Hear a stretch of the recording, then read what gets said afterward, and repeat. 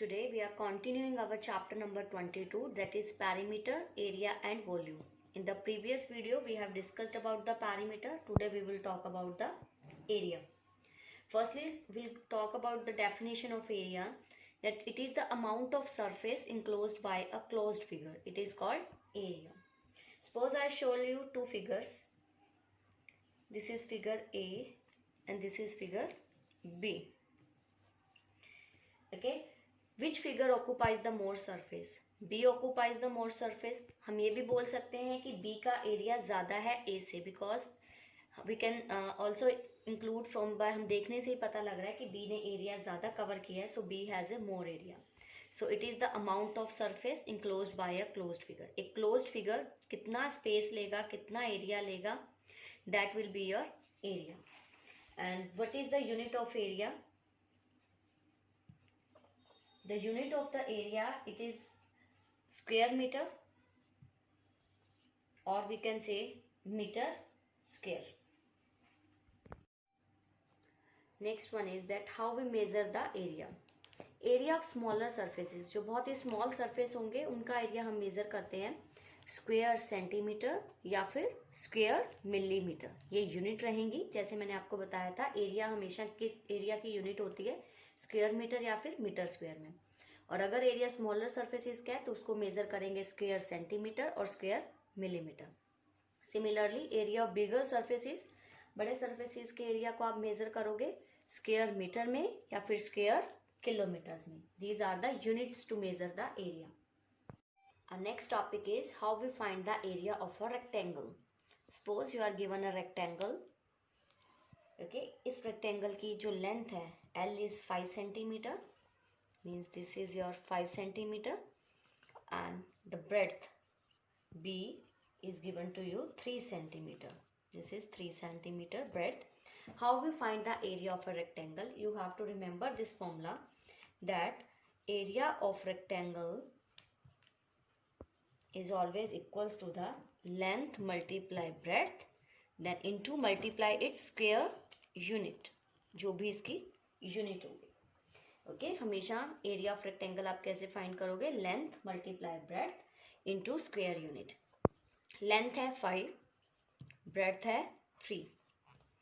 ठीक है, length and breadth is 3 और सेंटीमीटर में है. स्क्वायर यूनिट मीन्स आप centimetre into centimetre, it will become centimetre square, means square centimeter. So answer is 15 square centimeter is your area.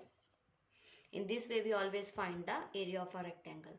Square unit means जो given units है, the length and breadth is given in centimeter, तो centimeter और centimeter भी into में multiply होंगे. Centimeter into centimeter will become square centimeter. So answer will be in square centimeter. Next is how we find the area of a square. We know कि square has all the four sides of equal length. Okay, suppose I have a square. इसकी length है 3 centimeter. Means every side will be the 3 centimeter क्योंकि square की all four sides are same. So what is the area of square? Formula for area of square is, that is side into side. Means we can say side multiply side is the formula for area of square. Side is 3 into 3, unit will be square centimeter. So it is 9 square centimeter will be your area of a square. Just remember the formula, area of square is side multiply side. Next topic is how we find the area of combined figure. जब आपको कोई भी दो figures combine दिए हों तो आप area कैसे फाइंड करोगे? फर्स्टली हम इस फिगर को 2 पार्ट्स में डिवाइड करेंगे. पहले हम यहाँ पे एक डॉटेड लाइन लगा लेंगे. ठीक है, when we put this dotted line, अब ये एक रेक्टेंगल बन चुका है. ठीक है, this is figure 1, this is figure 2. मैंने 2 पार्ट्स में इस फिगर को डिवाइड किया. पहले हम फर्स्ट पार्ट का एरिया फाइंड आउट करते हैं. Find the area of part 1. This is our part 1. Part 1 का एरिया आप कैसे फाइंड करोगे? हमें पता है कि पार्ट 1 के एरिया के लिए होता है, this is a rectangle, so it will be length multiply breadth. और आपकी लेंथ क्या है? It is 4 and breadth is 2. So 4 into 2 square centimetre. Unit क्या रहेगी? स्क्वेयर सेंटीमीटर, क्योंकि it's in centimetre. It is 8 square centimetre. Similarly area of part 2, it is also a rectangle, so it will be length multiply breadth. So 5 multiply 1 square centimeter, क्योंकि the units in centimeter, so it is 5 square centimeter.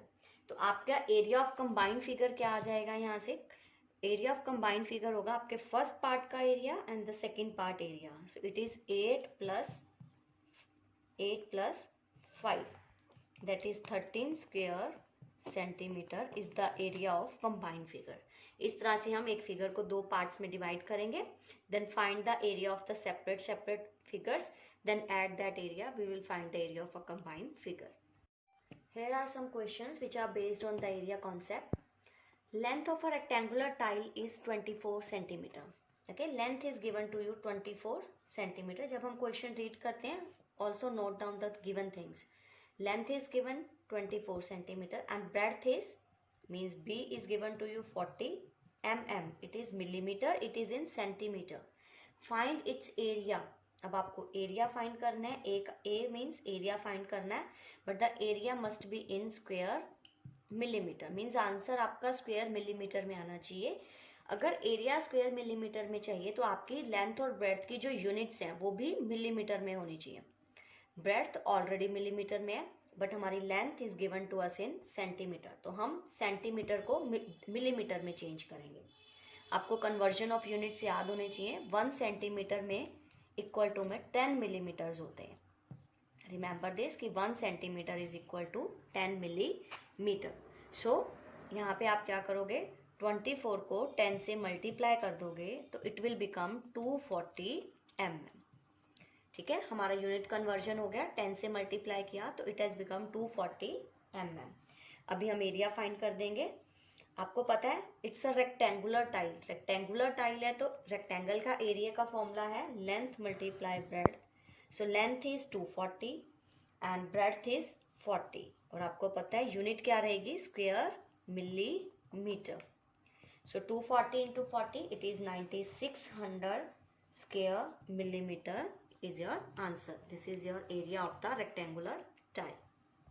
Next question is that find the area of a rectangle whose length is 116 meter. So length is given to you 116 meter and breadth is 1/4 of the length. यहाँ पे आपको breadth की exact value नहीं given है. breadth is 1/4 of the length. आपको पता है of means multiply, 1/4 of length, मतलब breadth जो है वो length का 1/4 पार्ट है. सो हम इसको सॉल्व करेंगे. 4 ones are, it will go on 29. So breadth आ गई हमारी 29 मीटर. लेंथ हमें गिवन है 116. अब हम एरिया फाइंड आउट कर सकते हैं. एरिया क्या होगा? Length multiply breadth. So 116 multiply 29 और इट्स इन मीटर, तो आपकी वैल्यू आ जाएगी square metre is the unit. आप मल्टीप्लाई करोगे, answer will be 3364 square metre is your answer. Only one step, this is the additional कि breadth is 1/4 of length. 1/4 means length का 4th part, 1/4 part. So multiply the length with the 1/4. 29 is your breadth, then find the area. Next question is the floor of a rectangular room measures 16 meter by 11 meter. means एक floor है. Room कैसा है? Rectangular room है जिसका floor की measurement है 16 metre by 11 metre. Means length is given to you 16 metre and breadth is given to you 11 metre. 16 metre by 11 metre का means क्या है? लेंथ 16 मीटर और breadth 11 metre. The floor has to be tiled with square tiles of length 40 centimeter. Means suppose ये आपका कोई एक room है. This is a room.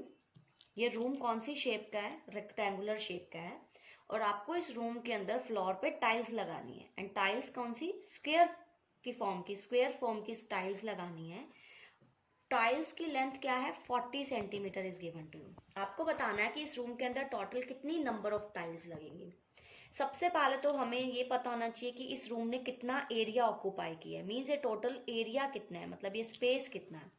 सबसे पहले हम एरिया निकालेंगे इस रूम का। इस रूम की लेंथ एंड ब्रेड्थ हमें पता है 16 metre by 11 metre. So area will be length multiply breadth, that is 16 multiply 11। So it is 176। Unit क्या रहेगी? स्क्वायर मीटर, क्योंकि लेंथ और ब्रेड्थ मीटर में है तो स्क्वायर मीटर। सबसे पहले हमारा एरिया आ गया कि स्पेस का पूरा एरिया क्या है रूम का। नेक्स्ट क्या है, आपको पता है कि length of each tile. Each tile की लेंथ कितनी है, मतलब एक जो टाइल लगा रहे हैं हम यहाँ पे, एक टाइल की लेंथ क्या है? 40 सेंटीमीटर। अब ये हमें 40 सेंटीमीटर में गिवन है, तो सबसे पहले आप क्या करोगे? इसको मीटर में कन्वर्ट करोगे। 40 सेंटीमीटर को मीटर में कन्वर्ट करोगे, इट इज 0.4 मीटर। आप 100 से डिवाइड करोगे सेंटीमीटर टू मीटर बनाने के लिए, so it will be 0.4 metre. तो अभी आपकी एक टाइल की लेंथ आ गई। एक टाइल कितना एरिया कवर करेगी? Area of each tile. Area of each tile क्या हो जाएगा? आपको पता है लेंथ मल्टीप्लाई लेंथ करते हैं, या फिर साइड मल्टीप्लाई साइड भी लिख सकते हो। It is 0.4 multiply 0.4। When we solve it we will get 0.16 square metre. ठीक है, मीन्स आपके पास एक रूम था। रूम किस फॉर्म में था? रेक्टेंगुलर शेप का रूम था। रेक्टेंगुलर रूम है हुज मेजर 16 मीटर बाई 11। उसकी लेंथ एंड ब्रेड्थ थी 16 एंड 11। तो इस रूम ने कितना एरिया ऑक्यूपाई किया है? That is our 176 square metre. ये हो गया हमारा रूम का पूरा एरिया, जो रूम ने स्पेस ऑक्यूपाई किया। देन हमें इस रूम के अंदर स्क्वायर शेप की टाइल्स लगानी है। उसमें एक टाइल, सिंगल टाइल की जो लेंथ है वो 40 सेंटीमीटर गिवन थी। पहले तो हमने उसको मीटर में कन्वर्ट किया, क्योंकि हमारी सारी यूनिट्स मीटर में। So it's the unit of, मतलब length of one tile is 0.4 metre.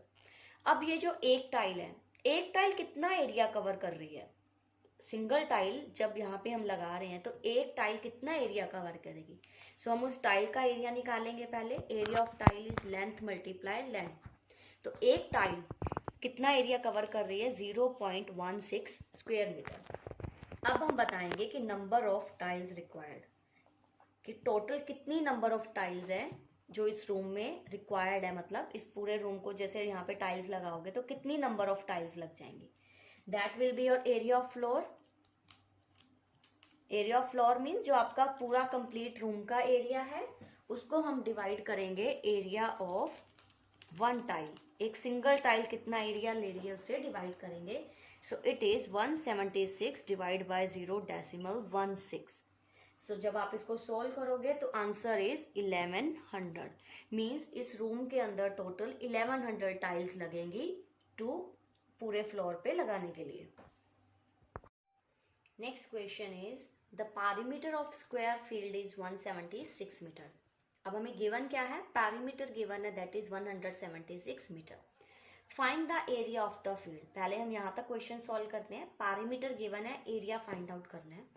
हमें पता है पैरीमीटर ऑफ स्क्वायर का फॉर्मूला क्या होता है? 4 मल्टीप्लाई साइड। आप लेंथ भी लिख सकते हो, साइड भी लिख सकते हो। 4 into side is equal to 176 metre.